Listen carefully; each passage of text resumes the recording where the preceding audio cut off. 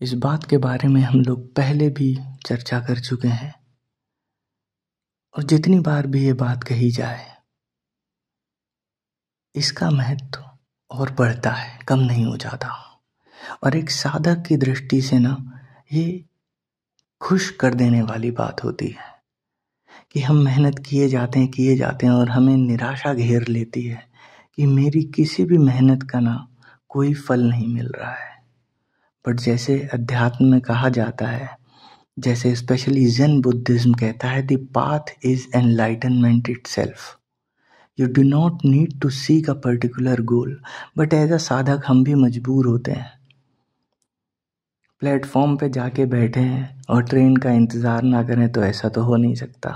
तो कहीं ना कहीं हमारे दिल में भी आस रहती है एनलाइटनमेंट की, और हम कोशिश करते हैं, कितना भी ध्यान कर लो, कितना भी मेडिटेशन कर लो, कुछ भी कर लो, लेकिन वो नहीं मिलता जो हम पाना चाहते हैं। बट कभी कभी ऐसा होता है कि किसी किसी को एक उस आखिरी चोट की ज़रूरत होती है, जैसे मैं कहता हूँ दैट वन क्लिक। ऐसी ही कहानी आज मैं आपको एक बताता हूँ। एक नन हुआ करती थी जिनका नाम था चियोनो। बहुत ही शांत स्वभाव की नन थी। ऐसा जिसे बता दिया आपने ध्यान करो तो बस वो ध्यान ही करती रहती थी, और पूरी मेहनत से, पूरी शांति से, पूरे दृढ़ निश्चय के साथ वो ध्यान करती थी, सारी कोशिश करती थी, लेकिन कोई रिजल्ट नहीं निकलता था। फिर इंगाकू के यहाँ एक बुको नाम की सन्यासी थी। उसके बुको के अंडर में चियोनो ने ज़ेन बुद्धिज्म की शिक्षा प्राप्त की, और फिर बुको के ही अंडर में वो मेडिटेशन करने लगी, ध्यान करने लगी, और एक लंबे समय तक चियोनो ने ध्यान किया, लेकिन कभी भी कोई रिजल्ट नहीं निकला। कहीं ना कहीं चियोनो भी उदास हो गई कि मेरे इतने ध्यान करने के बावजूद एनलाइटनमेंट नहीं हो रहा। लेकिन उस आखिरी चोट की ज़रूरत थी, और वो तो परमात्मा के हाथ में है। वो कब मारे, कैसे मारे, कौन जाने।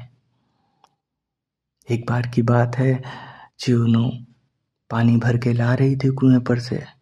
वो जो उनके यहाँ बांस की बाल्टी हुआ करती हैं चाइना और जापान में, वो उसमें पानी भर के ला रही थी।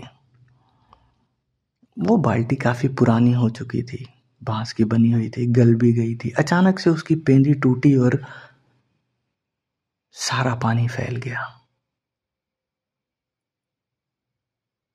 वो बाल्टी का बिखरना था या पानी का बिखरना था, लेकिन उसे एक झटके ने चियोनो को सदैव सदैव के लिए आज़ाद कर दिया। इसके बारे में उन्होंने एक कविता भी लिखी है। उसका यहाँ पर अंग्रेजी ट्रांसलेशन मौजूद है, जो मैं आपको सुनाता हूँ। In this way and that I tried to save the old pail, since the bamboo strip was beginning and about to break, until at last the bottom fell out. No more water in the pail, no more moon in the water.